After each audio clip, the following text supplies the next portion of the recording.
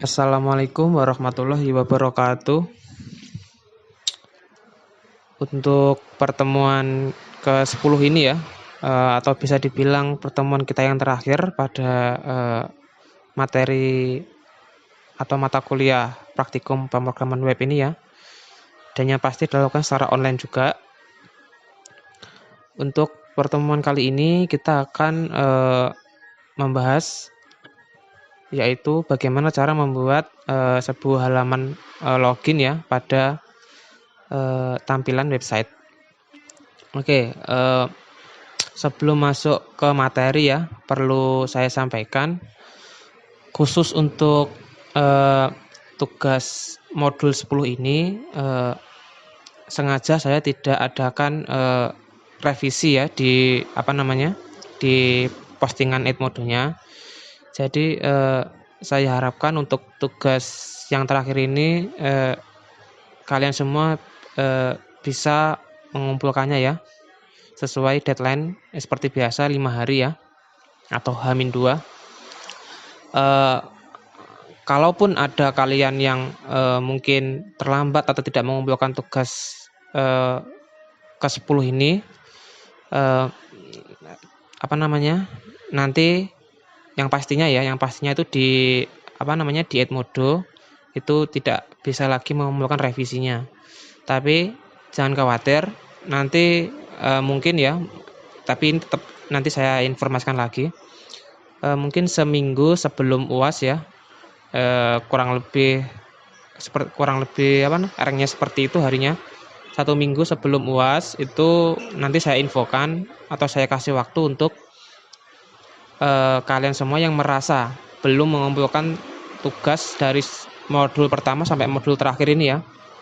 Ya mungkin dari modul 1 sampai terakhir tuh ada beberapa kalian ya yang belum sempat mengumpulkan di Edmodo, baik yang tugas harian ataupun yang revisian. Itu nanti akan saya kasih waktu di akhir sebelum ujian ya. Dan yang pasti nilainya yang mengumpulkan di akhir itu seminggu sebelum UAS itu yang pasti di bawah nilai yang kalian sudah mengumpulkan revisi di Edmodo ya. Jadi seperti itu biar nanti tidak ada yang bingung lagi ya. Ini mumpung lagi ingat. Oke, kita kembali ke materi ya. Jadi di bab ini kita akan membahas mengenai cara membuat halaman login pada sebuah tampilan website. Nah, langsung masuk ke materi. Oke, yang pertama yaitu adalah login. Login adalah mekanisme yang banyak dipakai dalam aplikasi atau website untuk memberi user hak akses tertentu. Aplikasi berbasis website maupun aplikasi lainnya yang ingin membatasi akses user agar tidak dapat mengakses bagian dalam sistem itu dapat menggunakan mekanisme login. Misalnya seperti bagian admin yang mempunyai sebuah kewenangan khusus untuk menambah ataupun menghapus user ya. Pada praktikum kali ini kita akan membuat ya sebuah fitur login di mana pengguna hanya bisa mengakses halaman tertentu jika sudah berhasil melakukan login. Jika gagal, maka pengguna akan dialihkan ke halaman form login untuk melakukan proses login.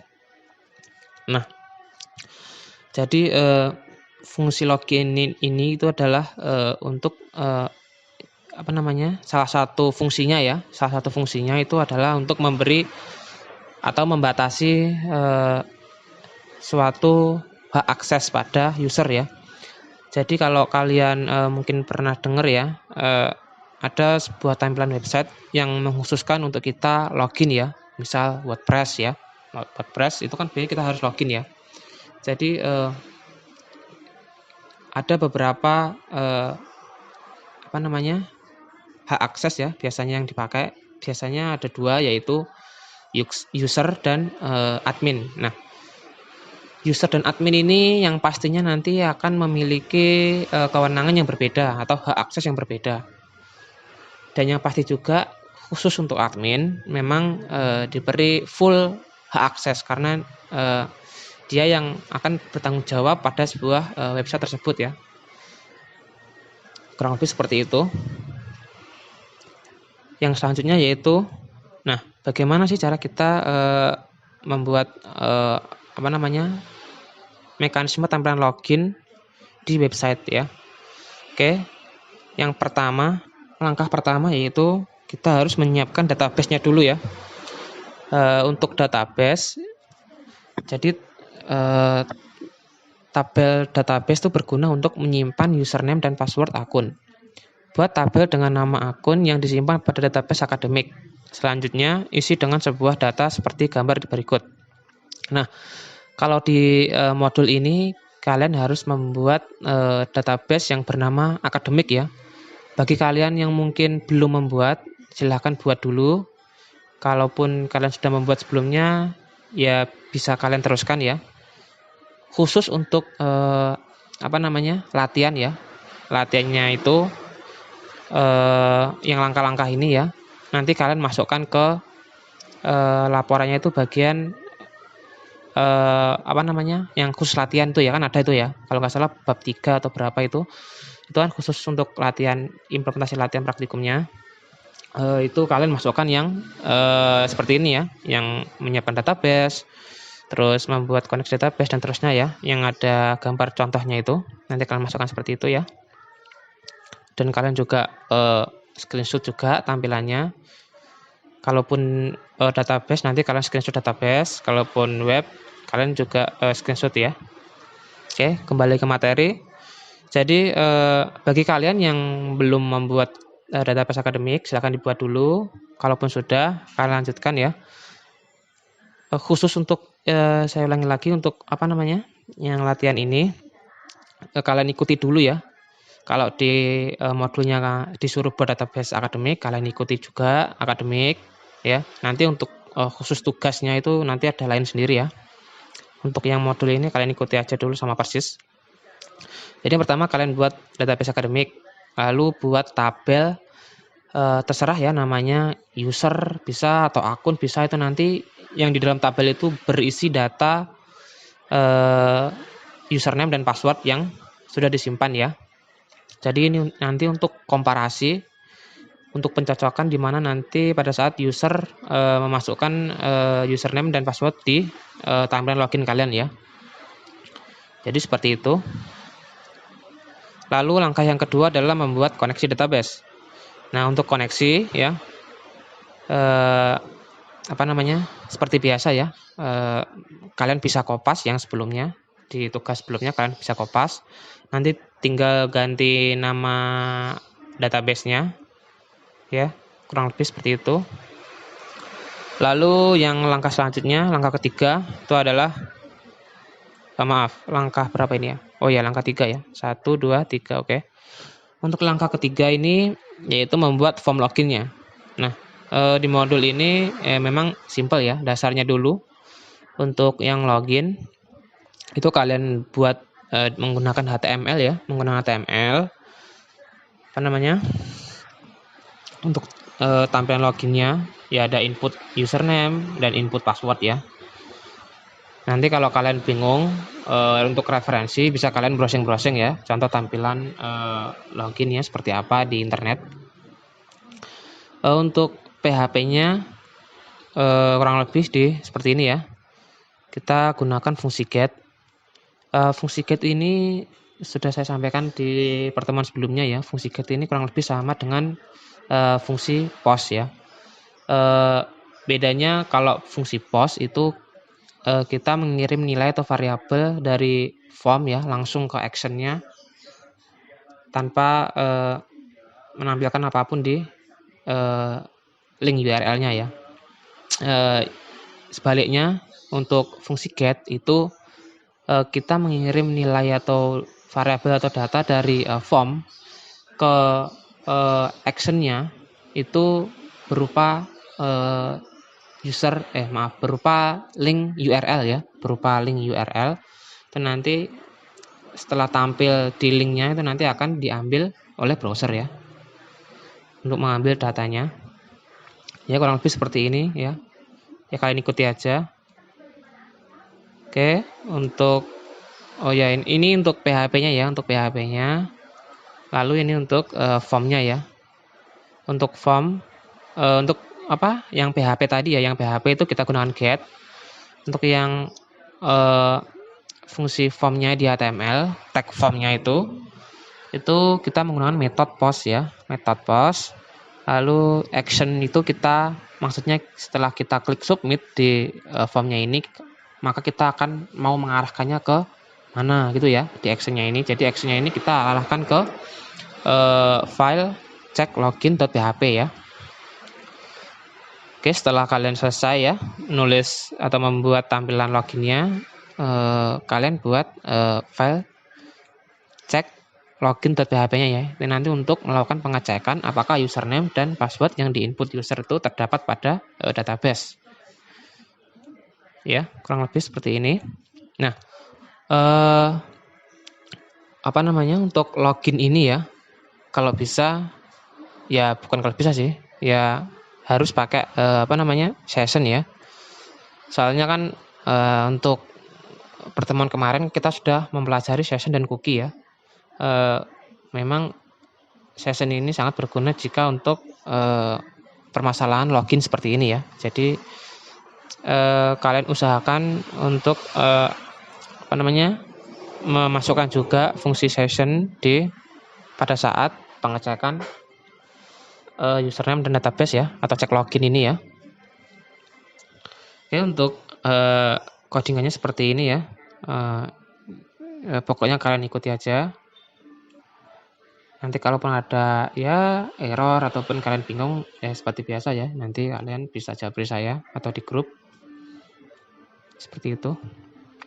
Oke, untuk langkah selanjutnya adalah halaman adminnya. Nah, setelah kita selesai membuat tampilan dan mekanisme form login ya, dan tidak ada error atau tidak ada masalah, maka kita akan menyiapkan sebuah halaman admin yang nanti itu akan muncul ketika login berhasil ya, atau bisa disebut indeksnya. Jadi langkah ini tuh untuk mengarahkan user yang sudah login dengan benar ya. Jadi ya, kalian buat file index ya. Jadi tulis kode berikut di contohnya itu pada folder admin dan simpan dengan nama index. Nah, jadi kalian buat folder ya namanya admin, lalu kalian buat file dengan nama index.php. Jadi tidak jadi satu ya dengan folder di form login. Jadi misal nih di loginnya ini file-filenya ini terdapat pada form login ya, namanya ya mungkin kalian namakan form login. Nah, lalu di dalamnya itu ada ya loginnya, terus mekanismenya login seperti apa. Nah, lalu di dalam folder form login ini kalian buat folder lagi yang namanya admin ya. Lalu di dalamnya itu kalian buat file yang dengan nama index.php. Nah, seperti itu ya kurang lebihnya. Oke, untuk halaman tampilan untuk khusus adminnya seperti ini ya. Pokoknya kalian ikuti aja. Nanti saya lampirkan ya untuk seperti biasa di postingan Edmodo-nya saya lampirkan materinya sekalian. Oke, untuk yang langkah selanjutnya adalah membuat halaman logout ya. Halaman logout.php itu digunakan untuk mengarahkan user yang keluar dari aplikasi ataupun halaman website tertentu gitu ya. Sudah jelas ya dari namanya logout, jadi keluar dari website ya. Oke, untuk codingannya seperti ini ya. Jadi ini kalian buat di dalam folder adminnya tadi ya. Jadi jadi satu dengan index.php-nya, logout.php ini ya. Seperti itu. Nah, kurang lebihnya untuk langkah-langkah pembuatan form login dasar ya dan halaman logout itu kurang lebih seperti itu. Kalaupun nanti ada yang ditanyakan masih bingung, bisa japri atau di grup. Kalaupun ada yang masih ingin mencari referensi-referensi, bisa cari di Google ya. Seperti itu. Dan jangan lupa juga untuk setiap codingan yang muncul di contoh ini ya, ini kalian masukkan di implementasi praktikumnya ya. Dijadikan latihannya lah pokoknya. Karena ini kan tidak ada latihan ya. Langsung materinya ini. Oke, yang selanjutnya itu adalah tugas praktikum. Nah, akan saya jelaskan satu persatu ya. Ini saya baca dulu semuanya. Oke, yang poin pertama di tugas praktikum itu adalah buat tabel akun pada database akademik seperti pada contoh di atas. Kedua, buat program PHP untuk mekanisme login dan logout. Yang ketiga, isikan beberapa data user pada database.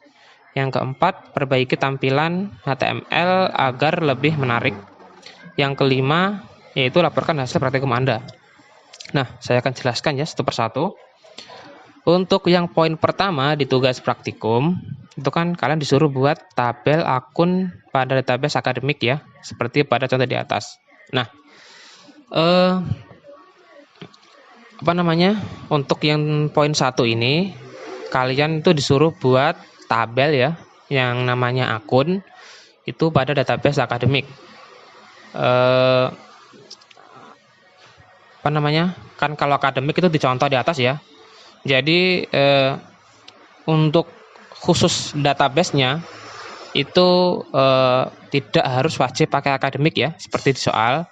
Jadi database-nya kalian gunakan itu pada saat tugas pertemuan yang sebelumnya. Kalau nggak salah itu yang kalian disuruh membuat tabel mahasiswa itu ya.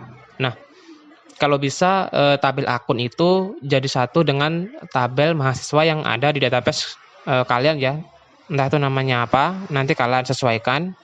Yang pasti tabel akun ini usahakan jadikan satu dengan tabel yang database yang ada tabelnya dengan mahasiswa ya. Jadi tujuannya itu adalah pada saat login berhasil, maka itu nanti kalian bisa arahkan ke tabel mahasiswa ya, tampilan mahasiswa kemarin ya, yang ada tambah data, hapus data, edit data, seperti itu ya. Nanti kalian bisa arahkan jika berhasil login ya. Jadi biar tidak membuat halaman lagi, biar efisien juga waktunya. Seperti itu ya. Jadi buat tabel akun pada database yang ada nama tabel mahasiswa kemarin ya, kurang lebih seperti itu. Yang kedua yaitu adalah buat program PHP untuk mekanisme login dan logout. Nah, untuk login dan logout ini ya secara umum ya login dan logout bisa kalian cari-cari di Google lah ya, di Google cara login dan logoutnya seperti apa mekanismenya. Yang ketiga yaitu isikan beberapa data user pada database. Nah, ini untuk mengisikan beberapa data itu kalian langsung saja ya, langsung di tampilan database-nya itu di tabel akun langsung kalian tambahkan aja, terserah nama username dan passwordnya. Nanti di database kalian tuh nanti di screenshot ya. Jadi yang poin 3 ini adalah screenshotan dari hasil kalian menambahkan data user di tabel akun ya. Ya mungkin 3 atau 5 gitu ya kalian tambahkan nanti untuk variasi login ya, variasi pada saat login gitu aja ya. Yang keempat yaitu perbaiki tampilan agar lebih baik atau lebih menarik ya. Maksudnya ini adalah tampilan form loginnya. Nah, untuk tampilan saya tidak mewajibkan kalian harus memakai HTML dan CSS saja ya. Kalian bisa kembangkan juga menggunakan Bootstrap ya, kalau kalian mungkin sudah mahir ya menggunakan Bootstrap. Ya nanti bisa kalian browsing di Google juga. Contoh tampilan login menggunakan Bootstrap itu banyak ya template-nya. Itu bisa kalian download. Ya nanti untuk back-end-nya kalian ya sesuaikan sendiri ya, sesuaikan dengan tugasnya ini untuk back-end-nya. Dan juga bisa kalian kembangkan juga menggunakan JavaScript ya. Jadi sebuah aplikasi itu tidak harus menuntut kalian menggunakan satu bahasa pemrograman saja. Jadi bisa lebih dari satu ya, bisa kompleks. Nah, implementasinya pada tugas ini tuh kalian bisa menggunakan JavaScript ya. Nah, kenapa menggunakan JavaScript? Karena JavaScript ini salah satu fungsinya itu bisa memvalidasi ya sebuah inputan atau form ya di HTML. Misal di form HTML itu kita disuruh untuk memasukkan NIM ya. Nah, NIM kan harus berupa inputan angka ya. Jadi tidak boleh huruf selain angka. Inputan selain angka itu tidak boleh. Nah, JavaScript ini bisa memvalidasikannya itu jika ada user menginputkan inputan selain angka, maka otomatis akan muncul keterangan error ya. Nanti errornya kalian bisa ya sesuaikan sendiri informasinya seperti apa. Kurang lebih seperti itu ya. Jadi bisa kalian kembangkan menggunakan Bootstrap dan JavaScript ya. Yang terakhir yaitu adalah melaporkan hasil praktikum Anda. Nah, ya setelah selesai ya laporkan ya. Nah, dikumpulkan tugasnya seperti biasa di Edmodo ya. Jadi kurang lebih materi untuk hari ini sudah selesai ya. Bisa dikatakan juga pertemuan yang terakhir di mata kuliah ini. Saya harap dengan mengikuti dari modul pertama sampai modul terakhir ini kalian bisa mengambil ya walaupun tidak semuanya, saya harap kalian bisa mengembangkan sendiri tidak melulu berpatokan di modul ya, bisa kalian kembangkan. Jadi bisa seperti itu. Untuk pengumpulannya nanti di Edmodo ya. Saya kasih waktu seperti biasa 5 hari atau H-2.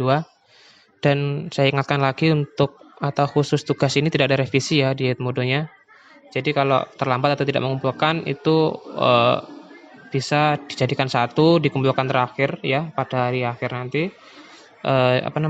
Seminggu sebelum UAS ya, saya kasih waktu. Dan yang pasti nilainya itu di bawah teman-teman yang sudah mengumpulkan revisi di Edmodo ya, seperti itu. Oke, untuk pertemuan kali ini saya akhiri ya. Jika ada pertanyaan atau masih bingung bisa japri atau di grup. Saya akhiri. Wassalamualaikum warahmatullahi wabarakatuh.